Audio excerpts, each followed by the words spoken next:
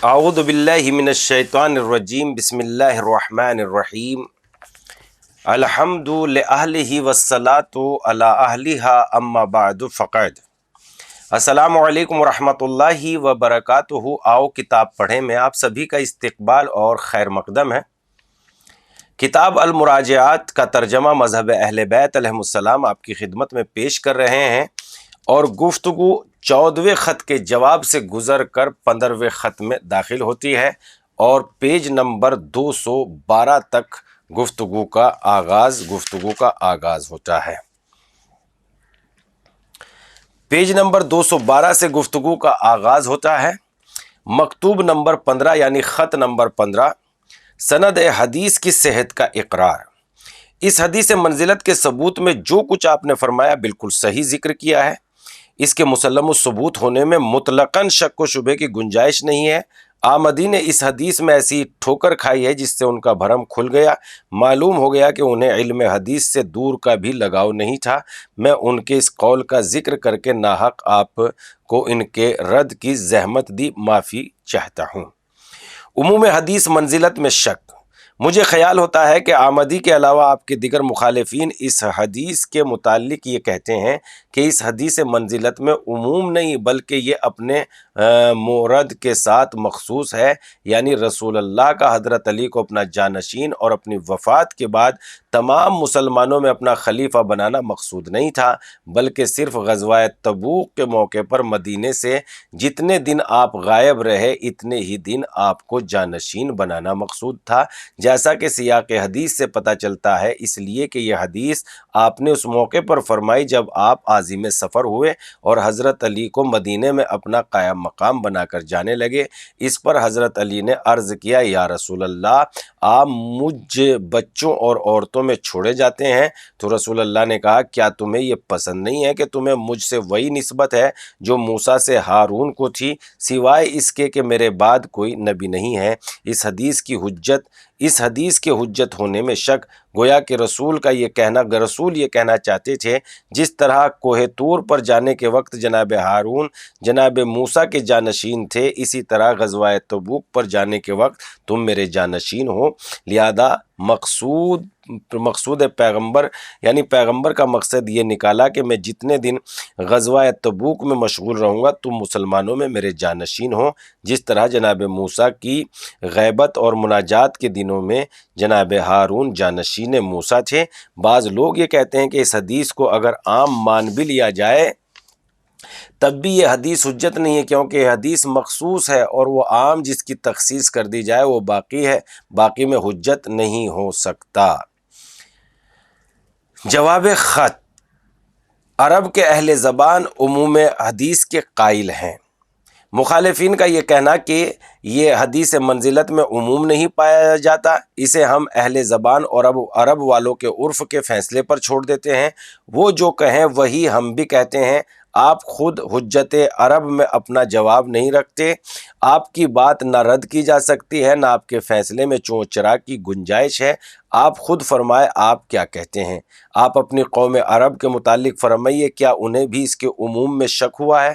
نہیں، اور ہرگز نہیں ہے۔ ناممکن ہے کہ آپ جیسا ماہر زبان اس میں جنس مضاف کے عموم اور اپنے تمام مصادیق کو شامل ہونے میں شک کرے۔ اگر آپ مجھ سے فرمائیں کہ میں نے تمہیں انصاف بخشا تو کیا آپ کا یہ انصاف بعض امور سے متعلق ہوگا اور بعض امور سے نہیں؟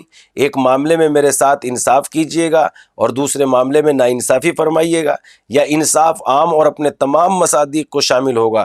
خدا نہ کرے آپ ایسے عام ہونے کے علاوہ اور کچھ سمجھے سوائے استغراق کے کچھ سمجھ میں نہ آئے۔ فرض کیجئے کہ خلیفۃ المسلمین اگر اپنے حاکم و افسر سے کہے کہ میں نے لوگوں پر اپنی جگہ تمہیں بادشاہ بنایا، مجھے جو منزلت حاصل ہے وہی تمہیں منزلت قرار دی، رعایا میں جو منصب میرا ہے وہی تمہارا مقرر کیا، یا میں نے اپنا ملک تمہارے حوالے کیا، تو کیا یہ سن کر عموم کے علاوہ اور کوئی چیز سمجھ میں آئے گی؟ اگر دعویٰ کرنے والا تخصیص کا دعویٰ کرے، یہ کہے کہ صرف یعنی بعض حالات و معاملات و اقتدار و اختیار دیا گیا ہے، بعض میں نہیں دیا گیا، تو وہ شخص مخالف اور نافرمان نہ سمجھا جائے گا۔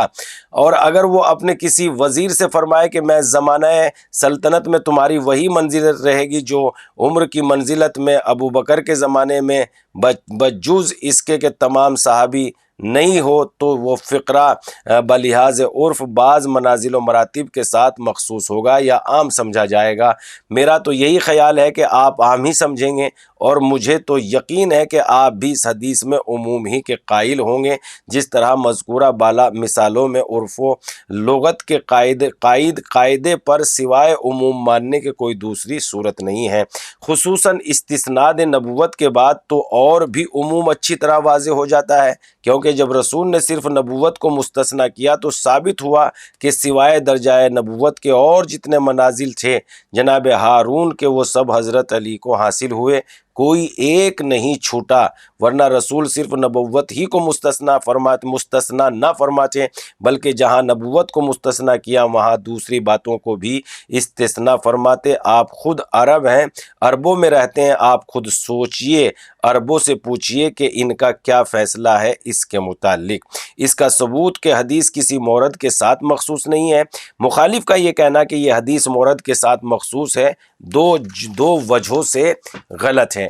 پہلی وجہ کہ یہ ہے کہ حدیث فی نفسی ہی عام ہے، جیسا کہ اوپر میں بیان کر چکا ہوں، لہذا اس کا مورد اگر اسے ہم خاص تسلیم بھی کر لے، اس کو عام ہونے سے مانے نہیں ہو سکتا، کیونکہ مورد وارد کا مخصص نہیں ہوا کرتا، جیسا کہ طے شدہ مسئلہ ہے۔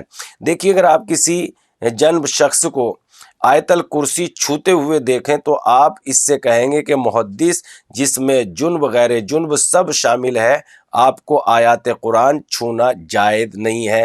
تو آپ کا یہ ارشاد مورد کے ساتھ مخصوص ہوگا یا آپ کا یہ کہنا عام ہوگا؟ تمام آیات قرآن اور ہر محدث کو شامل ہوگا، خواہ وہ محدث جنب ہو یا غیر جنب ہو۔ آیت الکرسی کو چھوئے یا دیگر آیات کو، تو میں یہ خیال نہیں کرتا کہ کوئی شخص بھی یہ کہے کہ یہ حکم صرف جنب کے ساتھ مختص ہے، ہر محدث کو شامل نہیں ہے، صرف آیت الکرسی ہی چھونے کی معانت ہے، دیگر آیات کی نہیں۔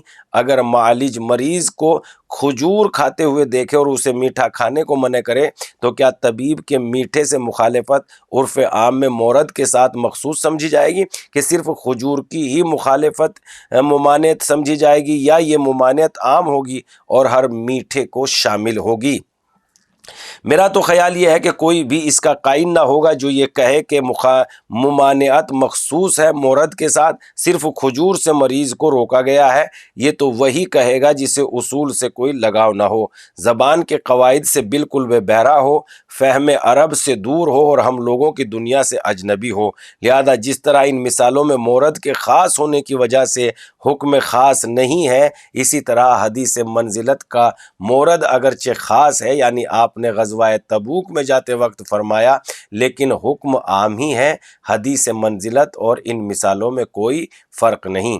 اس قول کی تردید کہ یہ حدیث حجت نہیں ہے، دوسری وجہ بطلان یہ ہے کہ یہ کہنا ہی غلط ہے کہ حدیث کا مورد خاص ہے، کیونکہ رسول نے صرف غزوہ تبوک ہی کے موقع پر حضرت علی کو مدینے میں اپنا جانشین نہیں بنایا ہے، فرمایا کہ تمہیں مجھ سے وہی منزلت حاصل ہے جو موسیٰ سے ہارون کو تھی، تاکہ مخالف کا یہ کہنا صحیح ہو کہ صرف غزوہ تبوک ہی کے موقع پر حضرت علی کو منزلت ہارونی حاصل ہوئی ہے، آپ رسول اللہ کے جانشین ہوئے، بلکہ آپ نے اس حدیث کو بارہا مختلف موقعوں پر ارشاد فرمایا۔ چنانچہ ہمارے یہاں ائمہ طاہرین سے بکثرت صحیح اور متواتر حدیث مروی ہے، جس سے ثابت ہوتا ہے کہ رسول اللہ نے اور دوسرے موقع پر بھی اس حدیث کو فرمایا۔ تحقیق کے جو یا ہماری کتابوں میں دیکھ سکتے ہیں، حضرات اہل سنت کے سنن میں بھی اس کے معید و شاہد ہے، جیسا کہ ان کی تلاش و جستجو سے معلوم ہو سکتا ہے۔ لہذا معترض کا یہ کہنا کہ سیاق حدیث دلیل ہے صرف اس غزوہ تبوک کے ساتھ مختص ہونے کی، بالکل ہی غلط اور ناقابل اعتنا ہے۔ رہ گیا یہ کہنا کہ وہ عام جس کی تخصیص کر دی جائے وہ باقی میں حجت نہیں، بالکل محمل، لغو اور صریح طور پر باطل ہے۔ خاص کر اس حدیث کے متعلق جو ہماری آپ کے موضوع بحث ہے، ایسا خیال تو محض زبردستی ہے۔ مکتوب نمبر 16 یعنی خط نمبر 16۔ حدیث منزلت و مقامات، آپ نے یہ تو فرمایا کہ رسول اللہ نے صرف غزوہ تبوک ہی میں نہیں بلکہ اور بھی متعدد مواقع پر یہ حدیث ارشاد فرمائی، لیکن آپ نے ان متعدد مواقع کی تصریح نہیں کی۔ بڑی عنایت ہوگی ان موارد کی بھی تفصیل فرمائیے، غزوہ تبوک کے علاوہ اور کب آن حضرت نے ایسا ارشاد فرمایا؟ جواب مکتوب یعنی 16ویں خط کا جواب۔ من جملہ مقامات حدیث منزلت ملاقات ام سلیم ہے۔